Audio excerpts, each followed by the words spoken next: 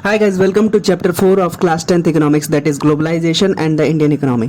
So आज हम globalisation के बारे में पढ़ेंगे। तो 1990s में इंडिया में जब finance minister doctor Manmohan Singh थे तो उन्होंने एलपीजी रिफॉर्म्स लेके आया। तो एलपीजी रिफॉर्म्स में जैसे लिबरलाइजेशन, प्राइवेटाइजेशन, ग्लोबलाइजेशन। तो आज हम ग्लोबलाइजेशन के बारे में पढ़ेंगे और उससे हमारे देश में क्या फ़र्क पड़ता है और अक्रॉस कंट्रीज़ क्या फ़र्क पड़ता है। ओके, सो जैसे कि हम जानते हैं कि आज के टाइम में हम किसी भी ब्रांड का शर्ट खरीद सकते हैं, किसी भी कंट्री का वो रहे, चाहे किसी भी ब्रांड की कार खरीद सकते हैं, कहीं का भी कैमरा खरीद सकते हैं, भले वो अपने देश में ना बना रहे। तो ये सब कैसे हो पा रहा है? ये इसलिए हो पा रहा है क्योंकि देश के और विदेश के सारे मार्केट्स आपस में जुड़े हुए हैं। इसी को कहा जाता है ग्लोबलाइजेशन का concept. Okay, so in today's world we have a wide range of choice of goods that we can buy. Even we can buy international brands of car, shirt, cameras, etc. And this was not possible in the older times, of course. So now we can choose between various goods. तो हमारी choice ज़्यादा बढ़ गई है। This is because markets बहुत ज़्यादा connected हो गए हैं and it is the result of globalisation. अभी हम जानेंगे what is production across countries. तो कुछ कंपनीज होती हैं जो केवल अपने देश में प्रोड्यूस करती हैं, बाकी इधर उधर कहीं नहीं प्रोड्यूस करती हैं। ओके, तो वो छोटे लेवल पे करती हैं। लेकिन कुछ कंपनीज ऐसी होती हैं जो जिनका प्रोडक्शन सेंटर्स होते हैं पूरे दुनिया भर में सिचुएटेड रहते हैं। मतलब अपने देश में तो रहेंगे ही, साथ में अपने देश से ज़्यादा एक दो और देशों में और एक से ज़्यादा देशों में रहेंगे। मतलब अपने देश में तो रहेंगे ही प्रोडक्शन करने के लिए और उसके अलावा भी बहुत देशों में रहेंगे। तो उन्हें हम मल्टीनेशनल कॉर्पोरेशंस कहते हैं या एमएनसीज कहते हैं। Okay, so companies which do production in more than one countries, that is more than the country of their origin, they are called as multinational corporations. जैसे कि एग्जांपल के तौर पे देख लेते हैं Accenture, IBM etcetera. So MNCs not only sell goods in various countries but they also produce goods in various countries. मतलब दूसरे देशों में बेचते भी नहीं है, साथ ही साथ दूसरे देशों में प्रोड्यूस भी करते हैं। अभी हम जानेंगे एमएनसीज कैसे ऑपरेट करते हैं with interlinking production across countries.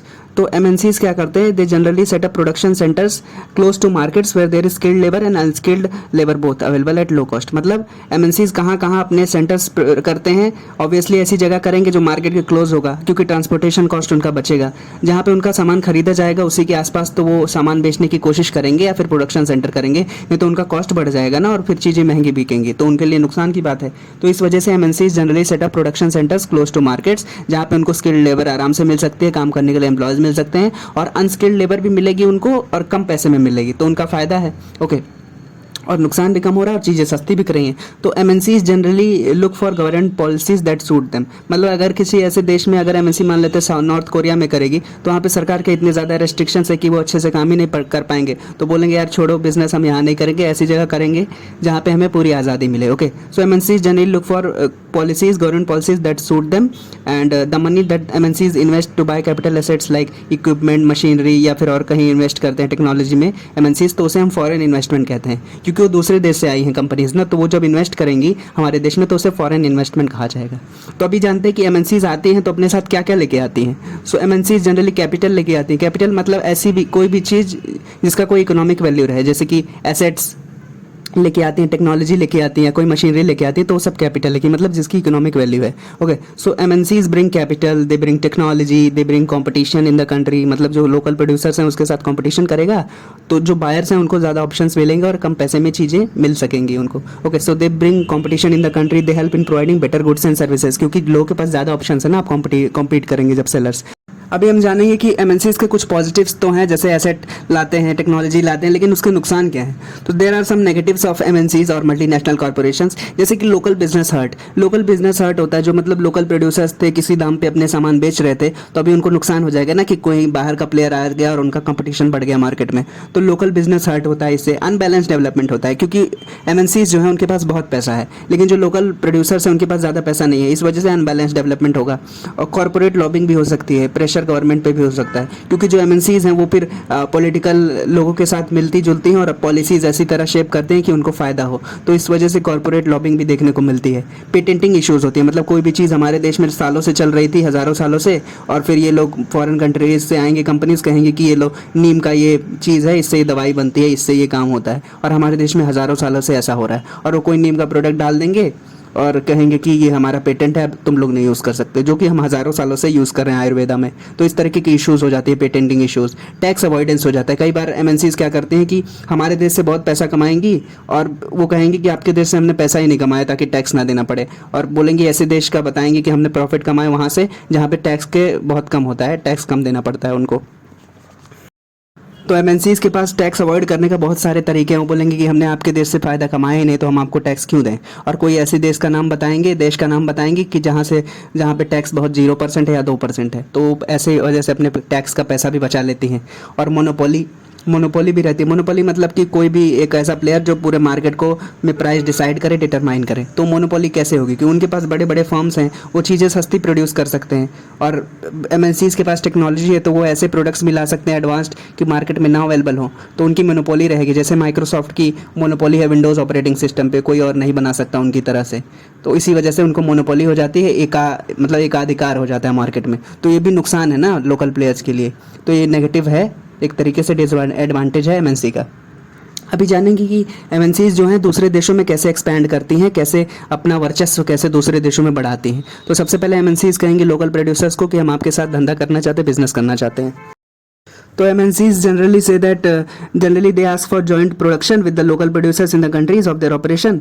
So over time, थोड़े टाइम बाद वो क्या करेंगी, लोकल बिजनेसेस को कैप्चर कर लेंगी। अब लोकल प्लेयर को पता है कि मैं इनसे कम्पीट नहीं कर सकता, बहुत बड़ा प्लेयर है, तो MNCs के आगे वो घुटने टेक देती हैं, बिक जाती हैं। तो they sell themselves. For example जैसे जैसे कारगिल फूड्स था, अमेरिकन MNC है, ओके। तो इंडिया में पारेख फूड्स का बहुत अच्छा नेटवर्क था, बहुत अच्छे से काम करती थी, मार्केटिंग उनकी अच्छी थी। तो फिर कारगिल फूड्स आया, अमेरिकन MNC, उसने कहा कि पारेख फूड्स को उसने खरीद लिया, कहा कि हम जॉइंट ऑपरेशन करेंगे। फिर बाद में उसको ओवरटेक कर लिया, कारगिल फूड्स ने पारेख फूड्स को खरीद लिया। अभी now Kargil foods occupied it and it now owns the Parekh foods. तो इस तरीके से MNCs अलग अलग देशों में अपना वर्चस्व बढ़ाती हैं। अभी हम जानेंगे foreign trade and integration of markets. तो फॉरेन ट्रेड क्या होता है कि जैसे फॉरेन ट्रेड में ये होता है कि आप लोकल प्रोड्यूसर्स बाहर देशों में अपने सामान बेच सकते हैं, और बाहर देशों के सामान भी हमारे देश में इंपोर्ट किए जा सकते हैं, आराम से किया जा सकता है। इसी वजह से फॉरेन ट्रेड में फैसिलिटेशन होता है, अच्छे से प्रमोट होता है, इंटीग्रेशन ऑफ मार्केट्स होता है, मतलब मार्केट्स जुड़े हुए रहते हैं। तो foreign trade allows local producers to sell their goods globally, जैसे कि मैंने कहा, एंड अर्न प्रॉफिट, इनकम कमाएंगे। On the other hand imports by local people also can help them expending their choice of the goods beyond what is domestically produce. मतलब हमारे देश में बहुत सारी चीज़ें इंपोर्ट होकर आएंगी और वो चीज़ें हमारे देश में ऑलरेडी प्रोड्यूस हो रही हैं, तो जो पीपल हैं, जो कंज्यूमर्स हैं, उनको ज़्यादा चॉइस मिलेगी ना कि अभी हम ये खरीदें या ये खरीदें, तो इससे भी चॉइस बढ़ती है। साथ ही साथ इंटीग्रेशन ऑफ मार्केट से ये भी होता है कि with the opening of trade goods travel from one market to another, and foreign trade thus results in connecting countries and connecting people, integration of markets in different countries. तो ये इसके फ़ायदे हैं। एग्जाम्पल के तौर पे हम पढ़ेंगे कि कुछ नुकसान भी होते हैं MNCs के, जैसे कि चाइनीज़ टॉयज़ इन इंडिया। हमारे देश में ऑलरेडी वुड के और प्लास्टिक के टॉयज़ मिलती थी या फिर महंगी मिलती थी, तो चाइनीज़ पीपल ने क्या किया, चाइनीज़ बिजनेस ने क्या किया कि हैवी प्रोडक्शन किया अपने देश में और हमारे देश में एक्सपोर्ट कर दिया सामान, जो टॉयज़ थे। तो cheaper toys from Chinese have from China have cost huge loss to the Indian toy industry, क्योंकि उनको नुकसान हुआ। बड़े प्लेयर चाइना के कंपनी से वो कम्पीट नहीं कर सकते Indian players. So but on the other hand the Chinese toy companies are earning huge profits, क्योंकि उनके चीज़ें सस्ती हैं तो आराम से बिक जा रही हैं। तो it has cost huge loss to the Indian toy industry. तो ये भी एक रिजल्ट है ग्लोबलाइजेशन का। मतलब सब अच्छा नहीं होता, ग्लोबलाइजेशन में कुछ नुकसान भी होते हैं। अभी जैसे कि हमने पूरा पढ़ा ग्लोबलाइजेशन के बारे में, तो अभी जानते हैं कि what is actually globalisation, definition उसकी क्या है। तो MNCs in our country not only produce goods for India, but they also produce export for goods produced outside the country. Okay. मतलब जो MNCs हमारे देश के अंदर हैं, they not only produce goods for India but they also export the goods produced in India to foreign markets. मतलब मान लेते हैं कोई आयरलैंड की कंपनी, जैसे मान लेते हैं एसेंचर है, वो हमारे देश में है लेकिन वो आयरलैंड की कंपनी है, लेकिन वो अपने गुड्स को या अपने जो सर्विस है वो केवल इंडिया के लिए नहीं देती है, वो साथ ही साथ और देशों के लिए भी, आसपास के लिए देशों के लिए देती है। तो इसका यही मतलब है कि अगर कोई MNC आपके देश में ऑपरेट कर रही है, वो दूसरे देश की है, तो ज़रूरी नहीं है कि वो सर्विसेज केवल आपके देश को ही दे, आपके देश में रह के दूसरे देशों को भी साथ साथ में दे सकती है। एग्जाम्पल जैसे फोर्ड मोटर्स है, जैसे फोर्ड मोटर्स हमारे देश में अगर प्रोडक्शन कर रही है तो इंडिया में तो बेचेगी ही, साथ में आसपास के देशों में भी एक्सपोर्ट करेगी, जबकि हमें यह पता है कि फोर्ड इंडिया की कंपनी नहीं है, दूसरे देश की कंपनी है। ओके। अभी जानते हैं globalisation is a process of rapid integration and interconnection between countries. जैसे कि मैंने कहा, interconnection between markets, interconnection between countries, interconnection between people, यही होता है globalisation. So MNCs are a major player in the globalisation process, जैसे कि हमने पढ़ा, and more goods and services are produced, investments are done and technology is transferred. तो ये सब चीज़ें ग्लोबलाइजेशन में होती हैं। गुड्स ज़्यादा से ज़्यादा प्रोड्यूस होती हैं, सर्विसेज दी जाती हैं, इन्वेस्टमेंट आता है, टेक्नोलॉजी आती है, कैपिटल आता है, एसेट आता है, ये सब चीज़ें होती हैं। Okay. So factors that have enable globalisation, जैसे कि हमने जाना, बेटर टेक्नोलॉजी रहेगी तो बेटर इंप्रूवमेंट ऑफ टेक्नोलॉजी रहेगी, बेटर मैन्युफैक्चरिंग रहेगी और बेटर ट्रांसपोर्ट टेक्नोलॉजी रहेगी. So better improvement in the technology of manufacturing and transport technology has led to faster production and delivery of goods, fostering globalization. मतलब technology की मदद से क्या हुई कि पुराने ज़माने में अच्छी टेक्नोलॉजी नहीं होती थी तो अच्छे से प्रोडक्शन नहीं हो पाता था, तेज़ नहीं हो पाता था. अभी हमारी मैन्युफैक्चरिंग टेक्नोलॉजी बहुत बढ़ गई है, हज़ारों लाखों प्रोडक्ट्स एक साथ बन सकते हैं. ट्रांसपोर्ट टेक्नोलॉजी इंप्रूव हो गई है, इसी वजह से जो चीज़ें प्रोड्यूस हो रही हैं तेज़ी से डिलीवरी अपनी डेस्टिनेशन तक पहुँच सकती हैं. तो ये फ़ायदे हैं टेक्नोलॉजी के और ग्लोबलाइजेशन में इसने कैसे मदद किया. ओके, अभी हम जानेंगे liberalisation of foreign trade and foreign investment policy. तो जैसे हमने जाना कि 1990s में जब doctor Manmohan Singh finance minister थे उस टाइम पे एलपीजी रिफॉर्म्स आए. तो अभी क्या हुआ कि लिबरलाइजेशन में हमने क्या किया, एलपीजी रिफॉर्म्स में लिबरलाइजेशन एल है. तो if we start taxing cheap Chinese goods in our country, so then Chinese goods will be expensive in India. Okay, so tax on import is an example of trade barrier.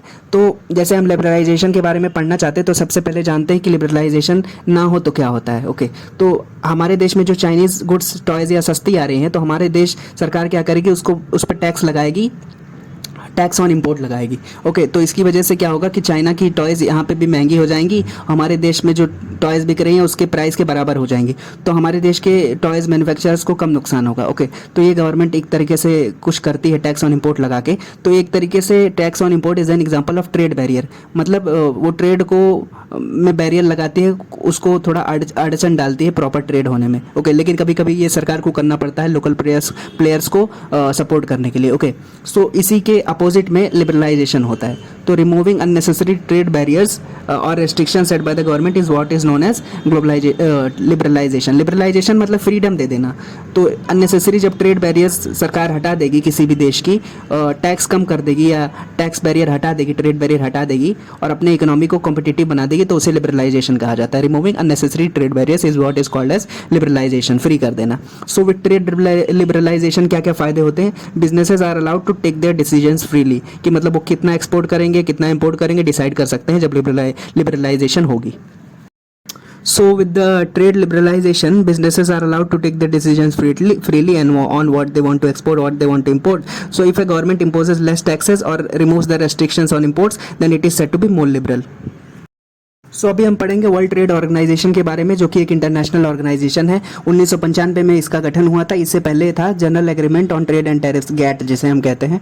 तो जब 1995 में ये हुआ तो इसके कुछ गोल्स थे जो इंटरनेशनल ट्रेड को मदद करते हैं, ग्लोबलाइजेशन में मदद करते हैं. Okay, so the aim of World trade Organisation was to conduct international trade between among its more than 160 member countries with a fair deal. मतलब वर्ल्ड ट्रेड ऑर्गेनाइजेशन का गोल यही था कि फेयर डील के तरीके से आराम से फेयरली इंटरनेशनल ट्रेड होना चाहिए, ज़्यादा ट्रेड बैरियर्स नहीं होने चाहिए, ट्रांसपेरेंसी होनी चाहिए. और इसमें 160 से ज़्यादा मेंबर कंट्रीज़ हैं. Okay, so world trade organisation क्या करता है? So it establishes a rule based trade regime, जैसे कि मैंने कहा, free from arbitrary restrictions and trade barriers. Okay, so it also ensures optimum utilisation of resources, protecting the environment. ये सब इसके कुछ गोल्स और ऑब्जेक्टिव्स हैं वर्ल्ड ट्रेड ऑर्गेनाइजेशन के. Okay, so it also protects international trade by removing unnecessary trade and non tariff barriers by providing greater market access. मतलब ज़्यादा से ज़्यादा ट्रेड बैरियर्स हटाए जाएँ, टैरिफ और नॉन टैरिफ बैरियर्स हटाए जाएं ताकि इंटरनेशनल ट्रेड स्मूथली रन कर सके. ओके, और ग्रेटर मार्केट एक्सेस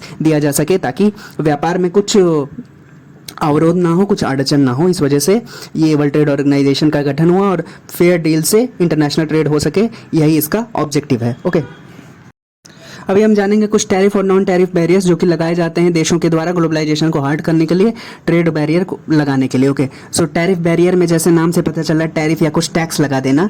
तो टैरिफ बैरियर्स में एंटी डंपिंग ड्यूटी है, सीजनल ड्यूटी है, अल्टरनेट ड्यूटी है. तो इस तरीके के ये टैरिफ बैरियर्स हैं जो सरकारें लगाती हैं अपने लोकल बिजनेसेस को प्रोटेक्ट करने के लिए. जैसे एंटी डंपिंग ड्यूटी है, मान लेते चाइना अपने देश में कोई सामान 80 रुपये में प्रोड्यूस कर रहा है और अपने देश में 100 रुपये में बेच रहा है. ओके, कोई भी चीज़ सामान, और सेम चीज़ अगर चाइना हमारे देश में एक्सपोर्ट कर रहा है रहा है और कह रहा है कि हम 100 की चीज़ 50 में ही बेच रहे हैं, डंप कर रहा है, हज़ारों लाखों की तादाद में वो चीज़ें डंप कर रहा है। और हमारे देश में जो चीज़ें बिक रही हैं जितने दाम पे, उससे कम दाम में हमारे देश में मान लेते हैं सेम चीज़ अगर मान लेते हैं 100 रुपये में बिक रही है, तो चाइना कहेगा कि हम सेम चीज़ 50 रुपये में देंगे। एंटी डंपिंग मतलब अपने देश में महंगे में बेच रहा है, हमारे देश में ज़्यादा मतलब सस्ते में बेच रहा है, जितना होना चाहिए उससे ज़्यादा सस्ता बेच रहा है। तो हमारे जो लोकल बिजनेसेस होंगे उनका सामान कोई खरीदेगा ही नहीं, तो हमारे लोकल बिजनेसेस तबाह हो जाएंगे ना। कुछ लोग सोचेंगे कि ये तो अच्छा है भाई, सस्ता दे रहा है, लेकिन हमारे लोकल बिजनेसेस खराब हो जाएंगे, इंडिया की इकोनॉमी अफेक्ट होगी। तो इससे बचने के लिए भारत सरकार एंटी डंपिंग ड्यूटी लगाएगी। एंटी डंपिंग ड्यूटी मतलब क्या? अगर चाइना अपने देश में कोई चीज़ 100 रुपये में बेच रही है तो उसे हमारे देश में भी वो चीज़ 100 रुपये के आसपास में बेचनी चाहिए, इतना सस्ता ना बेचे कि हमारे बिजनेस तबाह हो जाए। तो सरकार टैक्स लगाएगी ताकि हमारे गुड्स और उनके गुड्स के प्राइस बराबर आ जाए। नेक्स्ट जानेंगे कुछ नॉन टैरिफ बैरियर्स जो सरकारें लगाती हैं, जैसे कि कोटा हो गया, टेक्निकल एंड एडमिनिस्ट्रेटिव रेगुलेशन हो गया, इंपोर्ट लाइसेंस हो गया। तो ये सब नॉन टैरिफ बैरियर्स हैं जो सरकारें लगाती हैं। एक तरीके से ट्रेड बैरियर है ये नॉन टैरिफ बैरियर, टैक्स के फॉर्म में नहीं, अलग फॉर्म में बैरियर है। जैसे कोटा लगा दिया, जैसे कोटा मतलब क्या कि जैसे आप चाइना पे कोटा लगा दे रहे हैं किसी टॉय पे कि हम आपसे ये सामान 1000 नंबर में ही खरीदेंगे, उससे ज़्यादा नहीं खरीदेंगे, आपने लिमिट लगा दी, तो उसे कहा जाता है कि आपने कोटा लगा दिया कि आप कोई भी सामान किसी भी देश से इससे ज़्यादा नहीं खरीदेंगे, आपने लिमिट लगा दी, तो उसे कोटा कहा जाता है। तो वो भी एक तरीके से ट्रेड बैरियर है, नॉन टैक्स बैरियर है या फिर नॉन टैरिफ बैरियर जिसे कहते हैं। इसी तरीके से कुछ और नॉन टैरिफ बैरियर्स हैं, जैसे कि टेक्निकल एंड एडमिनिस्ट्रेटिव रेगुलेशन लगा देना कि आपका ये फॉलो नहीं कर रहा है, रूल रेगुलेशन नहीं फॉलो कर रहा है, हमारा इंपोर्ट लाइसेंसिंग आपको हमारी प्रोसेस नहीं फॉलो कर रहा है, इस तरीके से बैरियर लगा देना। ये कुछ तरह के नॉन टैरिफ बैरियर्स हैं। लास्ट में हम पढ़ेंगे what is the impact of globalisation in our country और steps to attract foreign investment, इन सब के बारे में हम पढ़ेंगे इस चैप्टर में। तो इंपॉर्टेंस ऑफ या फिर इम्पैक्ट ऑफ ग्लोबलाइजेशन हमारे देश में है कि बेटर कंपटीशन होता है लोकल प्रोड्यूसर्स के साथ में। तो जब ज़्यादा कंपटीशन होगा तो अच्छी गुड्स प्रोड्यूस होंगी, better goods and services consumers को मिलेंगी, इंप्रूव्ड क्वालिटी रहेगी, क्योंकि लोग सोचेंगे कि प्लेयर्स सोचेंगे कि हमारा सामान खरीदे, हमारा सामान खरीदे, तो इस वजह से improved quality of goods produce होंगी। और जब बहुत सारे प्लेयर्स रहेंगे मार्केट के अंदर कोई सेम सामान बेचने के लिए, तो प्राइजेस गिर जाएंगी, lower prices of several goods will be there and better choice for the consumers will also be there. Okay, so अभी जानेंगे कि what are the steps to attract foreign investment in our country या फिर किसी भी देश में। तो इसमें क्या होता है कि फॉरेन इन्वेस्टमेंट अट्रैक्ट करने के लिए हमारे देश में सरकार ने SEZ बनाया, स्पेशल इकोनॉमिक जोन्स बनाए हैं, जहाँ पे कि अच्छे से वर्ल्ड क्लास ट्रांसपोर्ट सिस्टम है, वर्ल्ड क्लास स्टोरेज सिस्टम है, वर्ल्ड क्लास वाटर फैसिलिटी है, वर्ल्ड क्लास इलेक्ट्रिसिटी फैसिलिटी है, रिक्रिएशनल एंड एजुकेशनल फैसिलिटी है। और जो SEZ है या स्पेशल इकोनॉमिक जोन्स हैं, उसमें हमारे देश ने क्या किया है कि 0% टैक्स लगा दिया पहले 5 साल के लिए कि कोई भी कंपनी आओ हमारे देश में प्रोडक्शन सेंटर सेट करो और आपको कम टैक्स देना पड़ेगा, 5 साल तक कोई टैक्स नहीं देना है। तो ये सब तरीके हैं फॉरेन इन्वेस्टमेंट को अट्रैक्ट करने के लिए। ओके, एक और चीज़ें सरकारें करती हैं कि फॉरेन इन्वेस्टमेंट को बढ़ाने के लिए, अट्रैक्ट करने के लिए, कि लेबर लॉज में फ्लेक्सिबिलिटी लगा देती हैं। जैसे कि कोई भी कंपनी अगर सेट हो रही है तो लेबर लॉज स्ट्रिक्ट नहीं होते कि ये सब आपको फॉलो करना है। तो flexibility, when there will be flexibility in labour laws, taxes will be reduced, less bureaucratic hurdles रहेंगे। ओके, और promotion of special economic zones रहेगा। तो इससे क्या होगा कि बिजनेसेस अट्रैक्ट होंगे हमारे देश में, अच्छा इन्वेस्टमेंट आएगा और हमारे देश ग्रो करेगा। Okay, so these were the few things in today's class in this chapter. Thank you so much for watching. If you have any doubts you can ask in the comment section. Okay, so आपके suggestions हैं वो भी मैं लूँगा, कौन कौन से chapters और पढ़ाने हैं आप बता सकते हैं। Thank you so much for watching, bye bye.